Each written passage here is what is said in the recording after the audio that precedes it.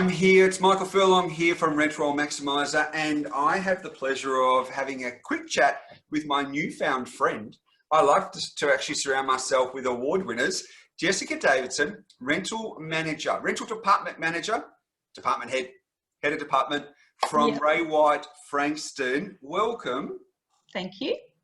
You have just been awarded National Property Manager for Victoria and Tasmania. I'm going to say national, for Victoria and Tasmania at the awards. So it was the state awards just recently, and and you were awarded. So tell me a little bit about the awards, as in what's the criteria for property management of the year, and how does, so what did you have to submit, and why do you think, firstly, congratulations, but why do you think that you won that? Look, the criteria for this award this year was slightly different than it has been previous years. There has been such a focus this year on involvement between other teams within the Ray White group and supporting each other and networking within the group that we have. We're very, very fortunate being the largest franchise group in Australia to be able to tap in and utilise skills and knowledge of different property managers from all around the state and statewide, Australia-wide as well. So the focus for this year's awards was more so around what you've done as a property manager to give back, not only to the network, but to your team and to others in the network as well. So that was predominantly the criteria of the award this year. Can you explain that to me a little bit more? When you say give back, does that mean if you've got a concept that's worked really well in your office, that you've then shared that amongst the network? Is that what you mean by giving back? Yeah, look, definitely. All of the leaders within the Ray White group are in a champions group. So there's one nominee from each office that catches up fortnightly. We collaborate, we share ideas, we share learnings, we share experiences at things like VCAT, negotiations that have gone good, negotiations that have gone bad. And we collaborate with others within the network so that we share our skills and experience. So it's not just limited to our own office. I undertook some training this year with our corporate office, whereby I actually live streamed to the whole of Ray White Australia, teaching negotiation skills and negotiation training, especially when COVID just hit. This was back in early April when COVID first hit, and all of a sudden property managers were turning into negotiators. Was that to counteract rental reduction requests? Yeah, it was to work through those conversations. How to have empathetic conversations, how to identify the sort of people that you're negotiating with. There's no one-size-fits-all approach to negotiating, and understanding who's going to be impacted by the decisions that you're helping to try and put together, and making sure that, like any good negotiation, that every party comes out the other end satisfied and happy with the end result that has been achieved. So I was fortunate enough to be asked to do a training session Australia-wide, where I streamed in with our corporate representative, Sean, and streamed that across to all of the Ray White offices within Australia. So it was a good opportunity to reach out and give a little something back to the network that's given me so much over the years. Was that a role-playing, or was it a PowerPoint? What did you... Yeah, a little bit of both. A little bit of both. We did a little bit of banter backwards and forwards, similar to like what we're doing here. We also went through and sort of identified some key people that we might be negotiating with, and how to interact with those people. We looked at dealing with the emotion that comes with the negotiation process. A lot of the clients that we've been dealing with through this COVID period were highly emotional. They were highly stressed, and the hardest negotiation you can do is someone who is feeling like the whole entire world is crumbling down on top of them. And how do you deal with those people that might be more potentially high conflict, those people that have a sense of entitlement, when you need to educate them on the process and how everyone needs to collaborate and come together to reach a mutual agreement, rather than just saying this is how it's going to be there. So that leads me to that sounds fantastic. But that leads me to another question, probably a little bit different to the award. But as a department manager, you almost have a paternal responsibility to your team. And I'm sure that you would have been just like everybody else, and that was in March this year or April, probably at latest, your team were then starting to work from home. What I saw really, really quickly was an inability for individuals to be able to work from home, cope with all of the negative from tenants during the day, but have nowhere as an outlet. What did you put into place there, or did you have a system, and were you cognizant of your team? Yeah, look, definitely. And I think as we went into the first stages of lockdown, my main priority was my team. Yeah. How they were feeling, their mental health, how they were engaging, because if anyone's not feeling 100%, they're feeling a little bit flat, it comes across in the way that they're talking with people. It's coming across in the way they're negotiating with people. You know, I've always been told you smile with your eyes, it comes across in your voice. It's very much the same thing. And so when we all went home, I implemented daily huddles. So my team would catch up at 9 a.m. each day. We'd chat for 15 minutes. Yeah. I'd let them have a bit of a rant if they needed to get something off their chest, see how their day was, what their day was going to look like. I'd know if someone wasn't 110% and I could reach out to them individually. And, you know, I might only spend 10, 15 minutes one-on-one with them on the phone just to check in on them. Other times I might spend an hour and a half. Sure. It was just all about supporting them and their mental health and their well-being so that they had the tools to be able to do their job. We check in again at the end of the day. So twice daily huddles, 9 a.m. and at 5 p.m. 5 p.m. would go for about half an hour, and that was your daily download. So that was as a group, Jess, or was it individually? As the team. So we would catch up for all of our huddles. It would be the whole team, our new business team, the PMs, our receptionist would get involved as well. Our leasing consultant would get involved. Everyone was invited to be part of that huddle, and to, you know, use it as that spin around and just say, oh, you'll never guess what I had to deal with today. And to say, all right, well, you know, what can you learn from that? Yeah. How could we have handled that better? How, you know, what sort of toll has it taken on you? I did become very protective of the team, and whenever I saw someone hurting or not feeling like they were coping with their new normal, you take it personally, and you want to be able to help them and take that pressure off them so that they do feel 110%, because you couldn't just switch off at the end of the day. And you know, you can drive home, you download after your day of work, and you go home, you have a glass of wine, or you sit at home and you can download.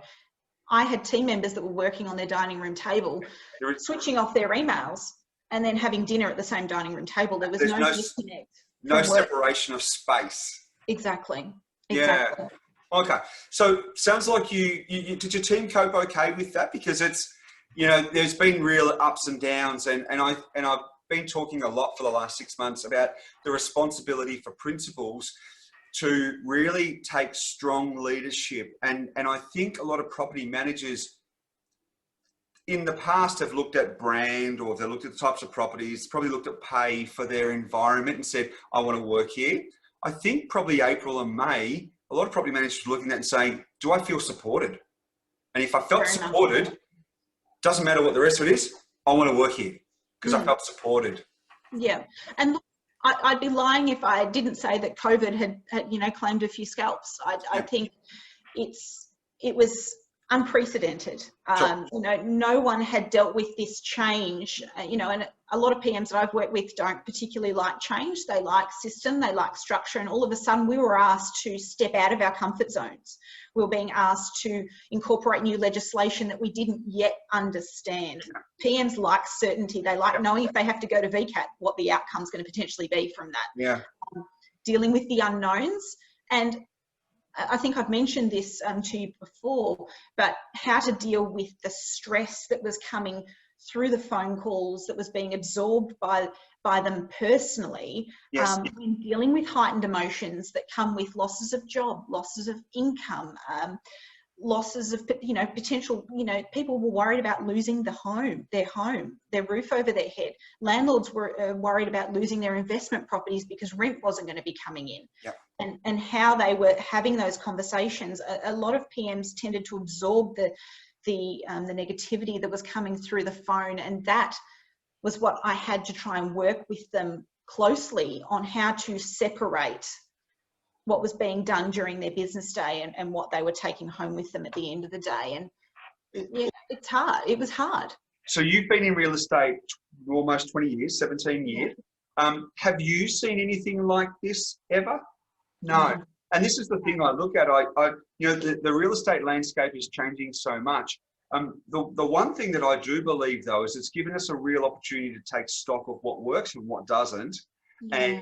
And I think there are a few businesses that will probably teetering on the edge that may not survive, whereas other businesses are looking at this and saying, this is the best time to be hunkering down, grow, develop our systems, really work with our teams, and then catapult for 2021. Are you looking forward to 2021? Definitely. I think everyone's looking forward to 2021. Tell me a little bit about the award. Now, so you've got the award now. This is not your first award, so you're almost going to need a mantelpiece. You've got in 2017. My understanding is you also won property manager. Team leader of the year 2017. Is it only Ray White awards that you apply for? Do you go into others, like other? It seems to be there's a lot of awards that don't mean a hell of a lot. I shouldn't say that because I speak at many of the conferences, but they don't mean a hell of a lot. But there seems to be award ceremonies all the time, doesn't there? That you didn't even know you're in. I've always focused on the Ray White group because that's the framework that I work in. And so I understand what it takes to be there, and what that's the recognition that I've wanted to go for. I have to be completely honest with you. I am way too nervous to apply for awards like the REIV awards, all those sorts of things, because there's so many amazing property managers out there. I've had the pleasure of working with a few of the award winners of the REIV Property Manager of the Year, and they're superstars. You know, I'm nervous about that. So that's the caliber you're coming up against. So it is a little bit nerve-wracking. I thought I'll start here and see how I can tackle the Ray White awards first. Well, you've tackled them really, really well. What do you think that is there a currency to winning an award? So does it help with landlord interaction? Does it help with tenant interaction? Also, from a recruitment point of view, do you think it helps with recruiting quality or better quality team leaders and team staff? I really hope so, because recruitment has, I suppose, always been one of the biggest difficulties in property management. Yes. I've always been a strong believer that a great property manager is worth their weight in gold. Yeah. And it's very hard to find people out there that have that customer service mindset, that have that drive and that passion to do what can be a very, tiresome job sometimes. It can have a very negative connotation around it. Some people feel like property management can be nothing but complaints and negativity. It's trying to find people that flip that mindset on its head and are thinking of this as opportunity and thinking of this as, how do we give those 1%ers to our landlords and our tenants so that the relationships are cemented, they're solid. And I know COVID in particular, the positive that's come out of that has been the level of the relationship that I've been able to build, not only with my landlords, but with my tenants as well. I feel like I'm on a different level with them now because we've been through something traumatic together. We've been through something completely unprecedented together, and we've worked through it together with empathy and with understanding and with no judgment. And with no negative connotation around it. And so the relationships I have with those tenants and landlords now, I feel has cemented those landlords and tenants as tenants for life, landlords for life. And I think the awards that we work towards getting will not only help them understand that we are at the top of our game in the industry, and that the person that they've entrusted one of their largest investments to is on the ball. Is passionate about what they're doing. And in turn, the recruitment side of things, I'm hoping to find property managers that want to surround themselves with award winners, that want to surround themselves with people that they can continue to learn from. It doesn't matter how long you've been in this industry. The day you stop learning is the day you should resign. Out you go. You mentioned before, Jess, that the director was it Ashley? Was it who's the director? Ashley. Ashley. He's a well heralded award winner, and that was a reason that you also were looking to work with him. And I think definitely. If you surround yourself with successful people and just hang off their coattails for a little while. Interestingly enough, you said that you were probably not wanting to put yourself out there to the REIV Awards. Disappointing that you would think that, because I think you would be in for a surprise. You might actually find yourself at the same caliber as those people that you aspire to. Maybe next year. Yeah, well, absolutely. But I think, how do you see the award from in your office, and you're obviously the department manager? Do you see that your staff now look to you and say, "I would like to be"? Is that something that is there a culture in your office where there's a progression of career development? Oh, definitely. I'm constantly looking to encourage the team underneath me to step up. Yes. Be leaders without a title within the business. Like, I want them to show that they know what they're doing. And whilst I might be the department manager, they're peers. The people I work with, there's no hierarchy in our department. We all get in there. We all get our hands dirty. We all get in there and do the hard work. And even as a department head, I will always manage a portfolio of properties. I don't think anyone can respect someone who manages a department that isn't prepared to get in there and keep their finger on the pulse and understand what it takes to be working day in, day out in a portfolio. Yeah. So it would thrill me nothing more than to see another one of my PMs be up on stage next year accepting that award. Because that's the level of success. I don't know. Do you follow football? No. Only because you've used the 1%ers quite a lot. And I thought it might have been a football analogy. I read a lot of business books. So, and I listen to a lot of trainers, and I do a lot of internal development and training and development. So I take little bits from every trainer and book that I read, and it comes together to be what I am. Have you read Purple Cow? No, I haven't read that one. It's a great one. Jess, we'll wrap it up for now. It's been an absolute pleasure chatting with you. I am really, really honoured to be in your company as an award winner, because that's an award that I've never won. And I don't think I will. I don't think I'll ever get there. And I'm like you. I don't put in for the awards for Property Manager of the Year. So well done. Thank you very much for spending some time with us. You have shared some absolute pearls of wisdom.